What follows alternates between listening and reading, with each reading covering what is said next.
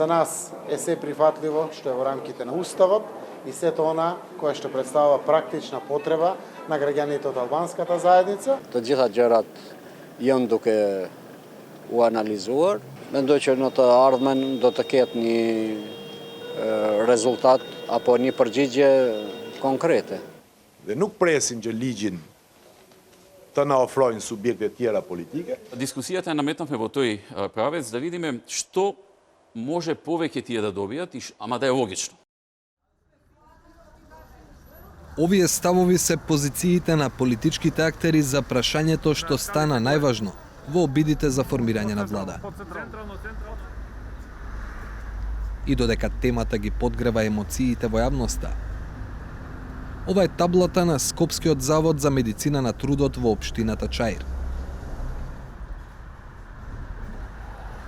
До зградата е паркирана и мобилна амбуланта, која ги обслужува сите скопски општини, независно од етничкиот состав на населението. До Чаир и низ други населби во Скопје се обраќаат автобусите на ЈСП. Информативните екрани се двојазични и на автобусите, и на автобуските станици. Исто како и информациите на меѓуградската автобуска станица во главниот град на Македонија.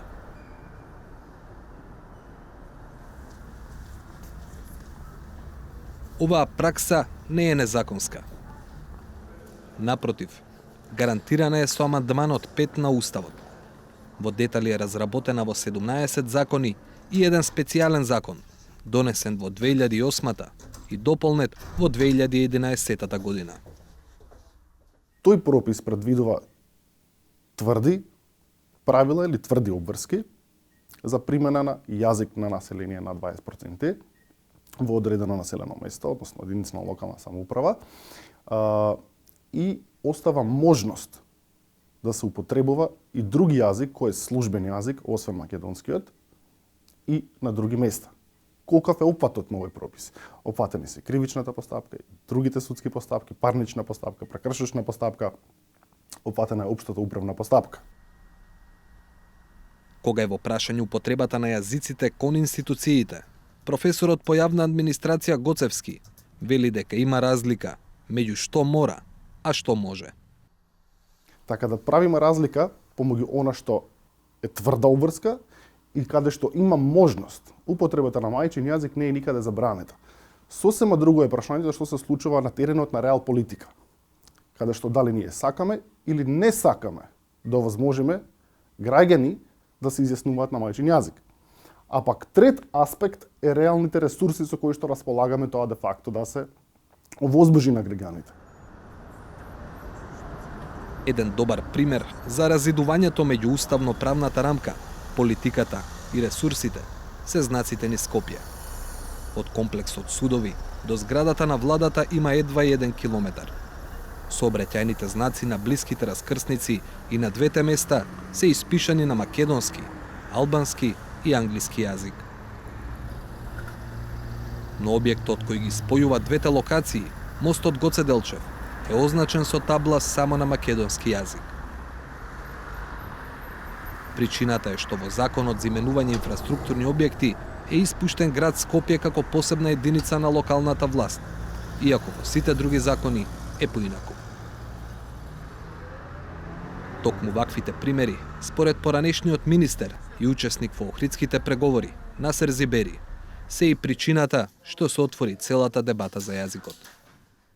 Екзистојnë ligje në të cilat nuk aplikohet si duhet dispozita ekzistuese dhe këto ligje i keni edhe në sferën ekonomike, në sferën gjyqësore, në sfera të ndryshme.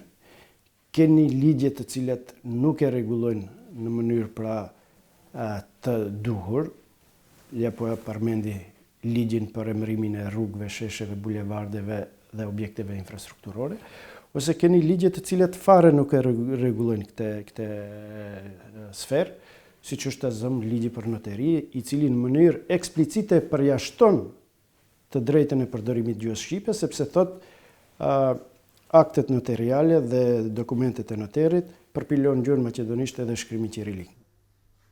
Според Зибери, за доследна употреба на албанскиот јазик има доволно простор во актуелниот устав, иако смета дека и во него има ограничувачки елементи. Решението го гледа во нов закон кој ќе го исцрпи актуелниот амандман 5, што во пракса, на пример, би значило да може да се завери изјава на нотар или да се пушти молба до царината и на албански јазик. Në këto lëmi, pra, ka hapësirë që të bëhet përparim i domosdoshëm dhe mund kjo çështje të rregullohet në dy mënyra. Së pari, të sillet një ligj i kompletuar për përdorimin e gjuhëve, sepse ligji ekzistues është më tepër një kompilim i dispozitave ekzistuese në për ligje të ndryshme dhe nuk i te kalon caqet e atyre ligjeve. Ai ligj do të ishte sistemor dhe do ta rregullonte në mënyrë bazike përdorimin e gjuhës, konform amandamentit 5, dhe ligjet tjera të cilët merren me këtë problematik, në qoftë se nuk është e detyrueshme që të kenë dispozita për përdorimin e gjuhës, duhet të fshihen dhe ky ligj duhet të jetë univerzal. Но, ако актуелниот устав е решението, тогаш каде е проблемот? И Зибери и Гоцевски одговорноста ја лоцираат на слично место. Таа реалност, иако не е правно врзана, нема правна каузалност, за да зборуваш на албански јазик, мора да си албанец. Не е точно. Така, меѓутоа таа реалност остава импресии кај нашите граѓани од двете и од албанската и доминантното смрзитото македонско население, дека за да можам да го користам моето право, мора од другата страна да е мој сограѓанин од иста етничка позадина. Што тоа создава кај другиот блок? Известна одиозност. Ако се воведе и можност, кај рекидам во Валандово, да може да дојде некој и да пополнува образци на албански јазик, тоа ќе значи дека сите од село Грчацки се преселат у Валандово. Апсолутно е неточно. Но таква одиозност се создава во јавноста поради една прилично, по мене, трапава реторика на доминантите политичари.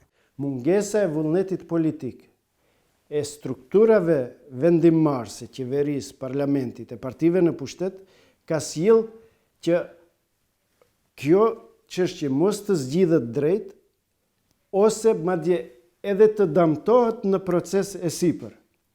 Si shembull, vetëm po a përmendi pra ligjin për noteri, i cili u soll në prill të vitit 2016. Dhe aty shkelje të rënd mbi dispozitat kushtetuese, sepse nuk respektohet amandamenti 5 për përdorimin e gjuhës shqipe. Pra procesi jo që nuk është përmirësuar, jo që nuk është shfrytzuar kapaciteti që mundson amandamenti 5, por edhe është degraduar. Si rezultat pra i konstelacionit të raporteve dhe proceseve politike. Sepse është kuptuar ashtu, që nëse përdorimi i gjuhës shfrytëzohet në kapacitetin e mundshëm kushtetues, kjo do të paraqet poena negativ për partitë politike maqedonase, ndërsa subjekti politik shqiptar do të merrte një farë mënyre një përkraje afirmative. Токму од политичките толкувања на правото и правата ќе зависи колку ќе биде растегната уставната норма. Например, дали министрите албанци ќе можат да го употребуваат мајчиниот јазик на седница на влада, како што од 2011 година можат да го прават тоа на собраниска седница. Дали ќе се дозволи спикер на парламентот да председава со седница на собранието на друг јазик освен македонскиот, како што е дозволено да председава на друг јазик со седница на комисија или кога се обраќа и реплицира при парламентарна расправа. Го чекаме исходот од политичките преговори.